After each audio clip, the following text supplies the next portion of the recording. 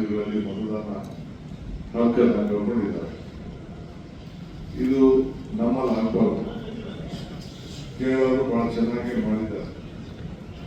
ನಮ್ಮ ಲೋಕಲ್ ಬಾಡೀಸ್ಗೆ ಎಲ್ಲರೂ ಕೂಡ ಯಾರು ವಾಸ್ತವಾಂಶ ಇದ್ದಾರೆ ಅವರೆಲ್ಲರೂ ಕೂಡ ರೆಸಿಡೆನ್ಷಿಯಲ್ ವಾಸದ ಸರ್ಟಿಫಿಕೇಟ್ ಕೊಡಲಿಕ್ಕೆ ಕೂಡ ಅವಕಾಶ ಇದೆ. ಆ ಸಂದರ್ಭದಲ್ಲಿ ಕೂಡ ನೀವೆಲ್ಲರೂ ಕೂಡ ಆ ರಿಜಿಸ್ಟ್ರೇಷನ್ ಸರ್ಟಿಫಿಕೇಟ್ ಏನು ನಮ್ಮ SIRಗೆ ಅವಶ್ಯಕತೆ ಇದೆ. ಇಲ್ಲ ಯಾವುದೇ ಸರ್ಟಿಫಿಕೇಟು ಆ ಬಿಲ್ಲಿನ ಐಸಲ್ಲಿ ಅದು 12-13 ಏನು ಕೆಲವು ಕ್ರೈಟೀರಿಯಾ ಇದೆ, ಅದಕ್ಕೆಲ್ಲ ದಾಖಲೆಗಳನ್ನ ಒದಗಿಸುವಂತ ಕೆಲಸವನ್ನ ಮಾಡಬೇಕು ಅಂತ ಹೇಳಿ ಸೂಚನೆಯನ್ನು ಕೊಟ್ಟಿದ್ದೇವೆ. ಸೊ ಅವರೆಲ್ಲ ಮತ್ತು ಆಲ್ ಡಿಸ್ಟ್ರಿಕ್ಟ್ ಸೆಕ್ರೆಟರೀಸ್ ಆ ಇಲಾಖೆಗೆ ಸಂಬಂಧಪಟ್ಟಂತೆ ಎಲ್ಲ ಪೆಂಡಿಂಗ್ ಕೆಲಸಗಳ ಪಟ್ಟಿಯನ್ನು ಕೊಡಬೇಕು. ಎರಡನೇದ್ರ ಜೊತೆಗೆ 25 ದಿನದಲ್ಲಿ ಆ ಪೆಂಡಿಂಗು ವರ್ಕ್ ಅಲ್ಲದೆ ಇನ್ನು ಏನು ನಾವು ಹೊಸದಾಗಿ ಮಾಡಬಹುದು ಆ ಜಿಲ್ಲೆಗೆ ಸಂಬಂಧಪಟ್ಟಂತೆ ಆ ಪ್ರಾಬ್ಲಮ್ಸ್ನ ನೀವೇ ಗುರುಸಿ what is within the financial system ಅಲ್ಲಿ ನಾವು ಮಿನಿಮಮ್ ಇದರಲ್ಲಿ ನಾವು ಮಾಡ್ಬೋದು, ಅದನ್ನು ಕೂಡ ಎಲ್ಲ ಒಂದು ಪಟ್ಟಿ ಮಾಡಿ ನೀವು ಸಲ್ಲಿಸಿ ಅಂತ ನಾನು ಹೇಳಿದ್ದೇನೆ.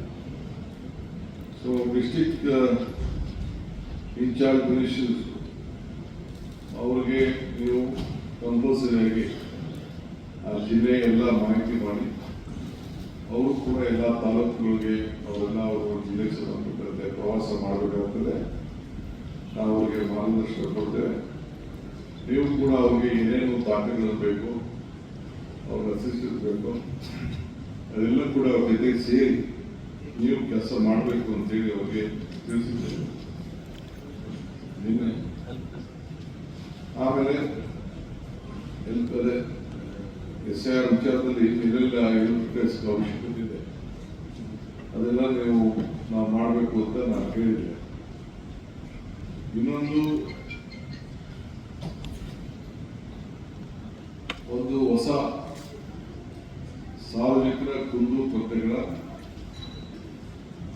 ಒಂದು ಸಪರೇಟ್ ಸೆಕ್ರೆಟರಿಯೇಟ್ ಅದನ್ನು ರಚನೆ ಮಾಡಿ ಇಲ್ಲಿ ಬೆಂಗಳೂರಿಗೆ ಬರುವಂತ ಯಾವುದೇ ಊರಿನಲ್ಲಿ ಯಾವುದೇ ಹೋರಾಟ ಮಾಡ್ತಿದ್ದಂಥವ್ರು ಅವ್ರನ್ನೆಲ್ಲ ಕೂಡ ಅವರ ಅರ್ಜಿ, ಅವರ ಭಾವನೆಗಳು, ಅವರ ವಿಚಾರಧಾರೆಗಳು, ಸಮಸ್ಯೆಗಳು ಅವೆಲ್ಲ ಕೇಳಲಿಕ್ಕೆ ಒಬ್ಬ ಸಪರೇಟ್ ಮಂತ್ರಿನೇ ನೇಮಕ ಮಾಡ್ತೇವೆ. ಸೆಕ್ರೆಟರಿಯೇಟ್ ನಿರ್ಮಾಣ ಮಾಡ್ತೇವೆ. ಅದು ಕೂಡ ಅವಶ್ಯಕತೆ ಇದೆ ಈ ವಿಚಾರದಲ್ಲಿ ಕೂಡ. ಏಕೆಂದರೆ ಸುಮಾರು ಇದಕ್ಕೆ 2-3 ತಂಡಗಳು ಬಂದು ಪ್ರತಿಭಟನೆಗಳು ಮಾಡ್ತಾ ಇರ್ತಾರೆ. ಅವನಿಗೆ ಪ್ರಾಬ್ಲಮ್ ಏನಿದೆ ಅಂತ ಕೇಳಬೇಕಲ್ಲ, ಎಷ್ಟು ಲೀಗಲ್ ಆಗಿದೆಯೋ ಇಲೀಗಲ್ ಆಗಿದೆಯೋ ಕೇಳೋದ್ರಲ್ಲಿ ಒಂದು ವಾಸ್ತವಾಂಶ ಸರಿ ಇದೆಯೋ ಇಲ್ಲೋ ಅನ್ನೋದು ಕೂಡ ತಿಳ್ಕೊಂಡು ಅವ್ರಿಗೆ ಸ್ಪರ್ಶಲಿಕ್ಕೆ ಅವ್ರನ್ನೆಲ್ಲ ಪಟ್ಟಿ ಮಾಡಿಕೊಂಡು ಅವ್ರಿಗೆ ಯಾರು 3-4 ಜನ ವಾರಕ್ಕೆ 2 ದಿನ 3 ದಿನ ಸಪ್ರೇಟಾಗಿ ಭೇಟಿ ಮಾಡಿ ಅವರ ಸಮಸ್ಯೆಗಳನ್ನ ಕೇಳಬೇಕು ಅಂತೇಳಿ ಅದಕ್ಕೊಂದು ಸಪ್ರೇಟ್ ಸೆಕ್ರೆಟರಿಯೇಟ್ ಮಾಡಬೇಕು ಅಂತ ಹೇಳಿ ತೀರ್ಮಾನವನ್ನು ಮಾಡಿದ್ದೇವೆ. ನಿನ್ನೆ ಏನು ನಾವು ಇಂಪ್ಲಿಮೆಂಟ್ 5-6 ವಿಚಾರ ಹೇಳಿದ್ರು, ಅದಕ್ಕಾಗಲೇ ನಾನು ಒಂದು ಸಪ್ರೇಟ್ ಅವರ ರಿಪೋರ್ಟ್ ಕೇಳಿದ್ದೇನೆ. ಅವೆಲ್ಲ ಕೂಡ ಕಾರ್ಯರೂಪಕ್ಕೆ ಈಗ ಶುರುವಾಗಬೇಕು. ಸೊ ಅದಕ್ಕೆ ಮಾರ್ಗದರ್ಶನವನ್ನು ಕೊಟ್ಟಿದ್ದೇನೆ. ಏನೇನು ನಾವು ಮಾಡಿದ್ದೀವಿ ಅಂತೇಳಿ ನಾವು ಮಾರ್ಗದರ್ಶನವನ್ನು ಕೊಟ್ಟಿದ್ದೇವೆ. ಇನ್ನು ಮುಖ್ಯವಾಗಿ ಈ CSR ಸುಮಾರು 8,000 ಕೋಟಿ ರೂಪಾಯಿ ಇದೆ. ಅವರು ಯಾರ್ಯಾರು ಎಲ್ಲೆಲ್ಲಿಗೆ ಖರ್ಚು ಮಾಡ್ತಾ ಇದ್ದಾರೆ ಅಂತ ಗೊತ್ತಿಲ್ಲ. ಸೊ ನಮ್ಮ ಕೇಂದ್ರ ಸರ್ಕಾರದ ಅವಕಾಶ ನಾವು ಮಾಡಿಕೊಟ್ಟು ಮನಮೋಹನ್ ಸಿಂಗ್ ಅವರು ಇದ್ದಾಗ ಪ್ರವಾಹ ಕೊಡ್ತೇವೆ ಪ್ರೈಮ್ ಮಿನಿಸ್ಟರ್ ಇದ್ದಾಗ ಅವರು ಎಲ್ಲಿದೆ, ಎಲ್ಲಿ CSR ಬಳಕೆ ಆಗ್ತಾ ಇದೆ ನಮ್ಮ ರಾಜ್ಯದಲ್ಲಿ ಅಂತೇಳಿ ಮಾಹಿತಿನ ಸರ್ಕಾರದಲ್ಲಿ ಇರಬೇಕಾಗ್ತದೆ. ಅವ್ರಿಗೇನು ಚೌಕಟ್ಟಲ್ಲಿ ಕೆಲಸ ಮಾಡ್ತಾ ಇದಾರ, ಇಲ್ಲ ಯಾವ್ದಾರ NGOs ಕೊಟ್ಬಿಟ್ಟು ವಾಪಸ್ ದುಡ್ಡಿಸ್ಕೊತಾ ಇದಾರ, ಅವ್ರು ಯಾವ ರೀತಿ ಯೂಸ್ ಮಾಡ್ತಾ ಇದ್ದಾರೆ, ಇವೆಲ್ಲ ಕೂಡ ಒಂದು ದಾಖಲೆಗಳನ್ನು ನಾವು ಕಲೆಕ್ಟ್ ಮಾಡಿಕೊಂಡು ಬೇರೆ CSR. ಯಾಕೆಂದ್ರೆ ನಮ್ಮ ದಾಖಲೆ ಪ್ರಕಾರ 8,000 ಕೋಟಿ ರೂಪಾಯಿ CSR ಫಂಡ್ ಕರ್ನಾಟಕದಲ್ಲೇ ಇದು ಖರ್ಚಾಗಬೇಕಾಗಿದೆ. ಈ ಹಿನ್ನೆಲೆಯಲ್ಲಿ ಎಲ್ಲಿ ಹೋಗ್ತಾ ಇದೆ, ಏನು ಮಾಡ್ತಾ ಇದೆ ಅಂತೇಳಿ ನಾವೀಗಾಗಲೇ ಪ್ರತಿಯೊಂದು ಕೂಡ 3 ಪಂಚಾಯತಿಗೆ ನಾವು ಒಂದು ಶಾಲೆ ಮಾಡ್ತೀವಿ ಅಂತೇಳಿ ನಾವು ಮಾತು ಕೊಟ್ಟಿದ್ದೇವೆ.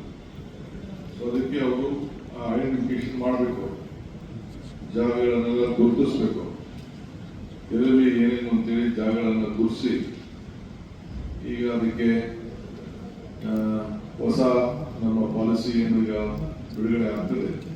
ಈಗಾಗಲೇ ಕ್ಯಾಬಿನೆಟ್ ಪಾಸ್ ಆಗಿದೆ.